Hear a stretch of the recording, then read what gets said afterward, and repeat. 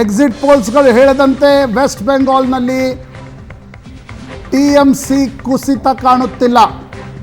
Tamil Nadu Congress DMK alliance 35, NDA 1, AIADMK 1. 39 ಪೈಕಿ 37ರ trend ಸಿಗ್ತಾ ಇದೆ. ಅದರಲ್ಲಿ ಬಹುಶಃ ಬಿಜೆಪಿ ಇಲ್ಲ ಅಜಿತ್.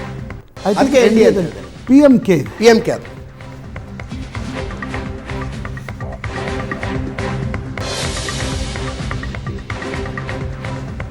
ಕೇರಳ 16 ಕಾಂಗ್ರೆಸ್, 3 ಕಮ್ಯುನಿಸ್ಟ್ ಪಕ್ಷ, 1 ಬಿಜೆಪಿ. 20ರ ಪೈಕಿ 20ರ ಲೀಡಿಂಗ್ ಸಿಗ್ತಾ ಇದೆ.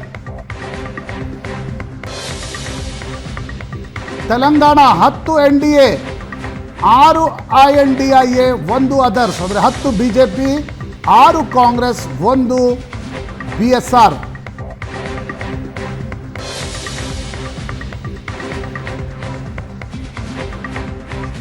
ಕಳೆದ ಅರ್ಧ ಗಂಟೆಯಿಂದ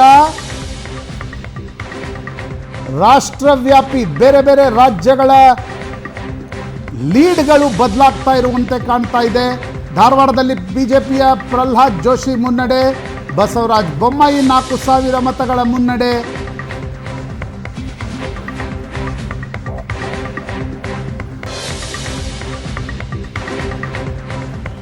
ಮಧ್ಯಪ್ರದೇಶದ ರಾಜ್ಗಢದಿಂದ ದಿಗ್ವಿಜಯ್ ಸಿಂಗ್ ಹಿನ್ನಡೆ. ಅಜಿತ್ ನೋಡಿ, ಕಳೆದ ಅರ್ಧ ಗಂಟೆಯಲ್ಲಿ ಉತ್ತರ ಪ್ರದೇಶದ ಫಲಿತಾಂಶ is making huge difference. Huge difference. Uttar Pradesh make or break ರಾಜ್ಯ ಆಗುತ್ತೆ ಈ ಸಲ. ಮೋದಿ ಏಕಾಂಗಿಯಾಗಿ ಅಧಿಕಾರ ಹಿಡಿಯುವುದನ್ನ ಮಮತಾ ಬ್ಯಾನರ್ಜಿ ಮತ್ತು ಅಖಿಲೇಶ್ ಯಾದವ್ ತಡೀತಾರ? ಎಸ್. ಈಗ ಇರುವ ಪ್ರಶ್ನೆ, ಬಿಜೆಪಿ ಸ್ವಂತ ಬಲದ ಮೇಲೆ ಅಧಿಕಾರ ಬರುವುದಕ್ಕೆ ಮಮತಾ ಬ್ಯಾನರ್ಜಿ ಮತ್ತು ಅಖಿಲೇಶ್ ಯಾದವ್ ಅಡ್ಡಗಾಲ ಆಗ್ತಾರೆ.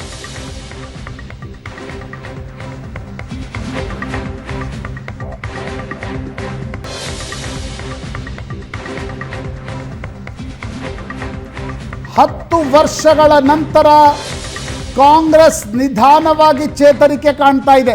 ಲೀಡ್ನಲ್ಲಿ ನೋಡಿದ್ರೆ ಅಂತಿಮ ಫಲಿತಾಂಶ ಬಂದಾಗ ಟ್ರಿಬಲ್ ಡಿಜಿಟ್ಗೆ ರೀಚ್ ಆಗ್ತಾರ ಅಂತ ಅಲ್ಲ. ಈಗೊಂದ್ಸಲ ಲೀಡ್ನಲ್ಲಿ 100ಕ್ಕೂ ಹೆಚ್ಚು ದಾಟಿ ಬಂದ್ರು. ಈಗ 90ರವರೆಗೆ 90 ಕ್ಷೇತ್ರಗಳಲ್ಲಿ ಕಾಂಗ್ರೆಸ್ ಲೀಡ್ ಇದೆ. ಎಕ್ಸಿಟ್ ಪೋಲ್ಸ್ಗಳ ಲೆಕ್ಕಾಚಾರ ನೋಡಿದ್ರೆ ಕಾಂಗ್ರೆಸ್ 20 ಹೆಚ್ಚುವರಿ ಸ್ಥಾನಗಳನ್ನು ಪಡಿತಾ ಇದೆ. ಎಕ್ಸಿಟ್ ಪೋಲ್ಸ್ ಮಾಡಿದ್ದಕ್ಕಿಂತ 20 ಹೆಚ್ಚು. ಎಕ್ಸಿಟ್ ಪೋಲ್ಸ್ಗಳ ಲೆಕ್ಕಾಚಾರ ಗಮನಿಸಿದ್ರೆ INDIA ಒಕ್ಕೂಟ 40ರಿಂದ 45 ಹೆಚ್ಚುವರಿ ಸ್ಥಾನಗಳಲ್ಲಿ ಲೀಡ್ ಇದೆ. ಎಕ್ಸಿಟ್ ಪೋಲ್ಸ್ಗಳ ಲೆಕ್ಕಾಚಾರವನ್ನೇ ತೆಗೆದುಕೊಂಡ್ರೆ NDA ಇಸ್ ಆಲ್ಮೋಸ್ಟ್ -50. 300ರ ಆಸ್ಪಾಸ್ನಲ್ಲಿದೆ. 350, 355ರ ಭವಿಷ್ಯವನ್ನು ಎಕ್ಸಿಟ್ ಪೋಲ್ಸ್ಗಳು ನುಡಿದಿದ್ವು. ನೆನಪಿಡಿ, ಇನ್ನೂ 1-1.5 ಗಂಟೆಯ ಮತ ಎಣಿಕೆಯ ನಂತರ ಒಂದು ಸ್ಪಷ್ಟ ಸಾಧ್ಯತೆ ಹೇಳ್ಬೋದು. ಅಲ್ಲಿಯವರೆಗೆ ನೀವು ಅಟ್ ದಿಸ್ ಪಾಯಿಂಟ್ ಆಫ್ ಟೈಮ್ನ ನಂಬರ್ಸ್ಗಳನ್ನು ಮಾತ್ರ ಗಮನಿಸಬೇಕಾಗತ್ತೆ.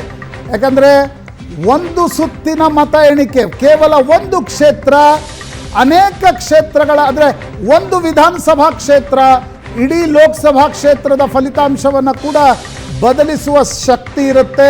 ತುಮಕೂರಿನಲ್ಲಿ ಸೋಮಣ್ಣ 21,000, ಮಂಡ್ಯದಲ್ಲಿ ಕುಮಾರಸ್ವಾಮಿ 80,000 ಮತಗಳ ಅಂತರದಿಂದ ಮುನ್ನಡೆಯಲ್ಲಿದ್ದರೆ, ಹಾವೇರಿಯಲ್ಲಿ ಬಸವರಾಜ ಬೊಮ್ಮಾಯಿ ಕೊಂಚ 4,000 ಮತಗಳ ಅಂತರ. ವಿಶ್ವೇಶ್ವರ ಹೆಗಡೆ ಕಾಗೇರಿ ಉತ್ತರ ಕನ್ನಡ 81,000 ಮತಗಳ ಅಂತರದಿಂದ ಮುನ್ನಡೆಯಲ್ಲಿದ್ದಾರೆ. ಗಾಂಧಿನಗರದಲ್ಲಿ ಅಮಿತ್ ಶಾ ಮುನ್ನಡೆ, 2 ಲಕ್ಷ ಮತಗಳ ಅಂತರದಿಂದ ಅಮಿತ್ ಶಾ ಮುನ್ನಡೆಯಲ್ಲಿದ್ದಾರೆ. ಸುರ್ಪುರದ ಬೈ ಎಲೆಕ್ಷನ್ಸ್ ಕೂಡ ನಡೀತಾ ಇದೆ. ಅಲ್ಲಿ ಕಾಂಗ್ರೆಸ್ ಮುನ್ನಡೆಯಲ್ಲಿದೆ. ಸುರ್ಪುರದ ಬೈ ಎಲೆಕ್ಷನ್ಸ್ನಲ್ಲಿ ಕಾಂಗ್ರೆಸ್ನ ವೇಣುಗೋಪಾಲ್ ಮುನ್ನಡೆಯಲ್ಲಿದ್ದಾರೆ. ಮಧ್ಯಪ್ರದೇಶ್ ಮಾತ್ರ ಮತ್ತೊಮ್ಮೆ ಬಿಜೆಪಿಗೆ ಬಲ ತುಂಬಿದೆ. 29ಕ್ಕೆ 29 ಕ್ಷೇತ್ರಗಳಲ್ಲಿ ಬಾಗಲಕೋಟೆ PC ಗದ್ದಿಗೌಡರು ಮತ್ತೊಮ್ಮೆ ಮುನ್ನಡೆಗೆ ಬಂದಿದ್ದಾರೆ. ಸಂಯುಕ್ತ ಪಾಟೀಲ್ 20,000 ಮತಗಳ ಅಂತರದಿಂದ ಮುನ್ನಡೆಯಲ್ಲಿದ್ದರು. ಗದ್ದಿಗೌಡರಿಗೆ ಒಂದು ಕೊಂಚ ಲೀಡ್ ಸಿಕ್ಕಿದೆ.